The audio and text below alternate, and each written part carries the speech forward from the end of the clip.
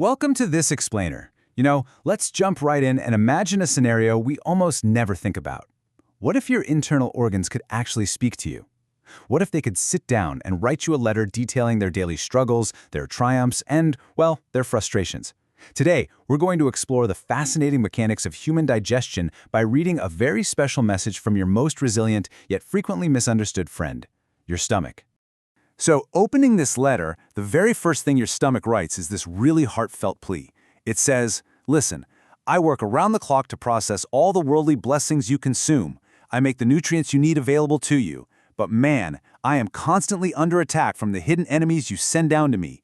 Can't you at least wash your hands with antiseptic soap for me before you eat? Can't you protect me from contaminated water?" Honestly, it's a completely fair point, isn't it?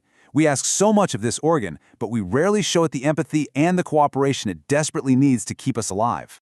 Section 1. Meet your hard-working stomach, the 24-hour miracle worker.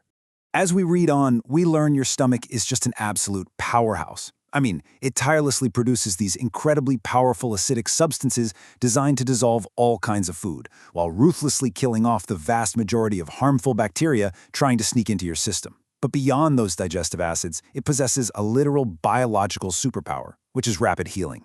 Think about a time you accidentally swallowed a sharp fish bone. That bone travels down and literally scratches the internal lining of your stomach, creating a physical wound. If you got a similar scratch on the external skin of your arm, it could easily take up to a week to heal. But your stomach, it can repair that internal wound, completely unassisted, in less than 24 hours. Nature has equipped it with a rapid healing capability that's just nothing short of miraculous. Section 2. The stomach's worst enemies. What causes the damage? But despite this incredible resilience, the stomach absolutely has its limits. In the letter, it asks if you've ever heard of a peptic ulcer. It's literally an internal wound burned into the stomach lining. And here's where it gets super fascinating and honestly a little bit scary. When you're overwhelmed by negative emotions, things like intense anger, hatred, holding grudges, or even severe exam anxiety, your body reacts by flooding the stomach with highly acidic substances. This stress-induced acid essentially burns temporary wounds into the stomach wall.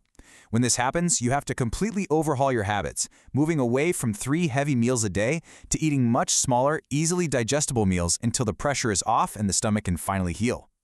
Your stomach also wants you to know about a few specific physical villains. Red chilies, they cause immense pain to the lining. Excessive coffee, and to some extent tea, massively spike your acid levels. Smoking does the exact same thing. Then there's the danger of self-medicating. Taking unprescribed painkillers for every little ache creates huge problems for your stomach down the line. And here's a massive warning for you. When people feel indigestion, they so often chug a bottle of soda thinking it'll help. It doesn't. Soda dangerously increases blood salts and places a really heavy burden on your kidneys. If you have acidity after eating, safer alternatives are magnesia or aluminum compounds, definitely not carbonated soda. Moving on to Section 3. Common myths about digestion, blaming the wrong organ. The letter clears up a really major misconception. When your belly starts loudly rumbling in a quiet room, you probably say, "Oh, my stomach's growling." But actually, that's your intestines talking, not your stomach. The stomach is totally innocent here. Those loud gurgling sounds are actually emanating from the intestinal tract as food and fluids are moved along further down the line. And what about burping? People mistakenly believe the stomach is just down there generating terrible gas. The fact is, that air comes from the outside. Burping happens because you're eating huge unchewed bites of food and taking massive continuous gulps of water. When you do that, you swallow large amounts of air, which gets trapped in the stomach. The stomach is simply being forced to expel that trapped air back up just to relieve the pressure. It's an eviction, not a creation. Section 4. Simple rules for better health. How to be a good friend to your stomach. Okay, remember how we said stomach acid kills most germs? Well, some bacteria are incredibly tough and can actually survive that acid bath. This means the defense has to start before the food or water even enters your mouth. If you don't have access to boiling or filtration, there's a brilliantly simple, cost-effective way to purify your water. You simply fill a glass or plastic bottle with water, leave it out in direct sunlight for 3 to 4 hours, and then cool it in the shade or the fridge before drinking. The UV rays from the sun neutralize the hidden germs, offering a massive layer of protection for your stomach without requiring any expensive equipment. It's really that simple. Beyond pure water, your stomach begs you to adopt these super easy daily habits. Chew your food thoroughly to avoid swallowing air. Take small sips of water rather than giant gulps. Always stop eating while you still feel just a little bit hungry. Wash your hands with antiseptic soap after coming home from work or school. After lunch, a short nap is highly beneficial, and after dinner, a light walk does wonders. But hear this strong warning. Engaging in hard, intense exercise right after eating is a terrible idea.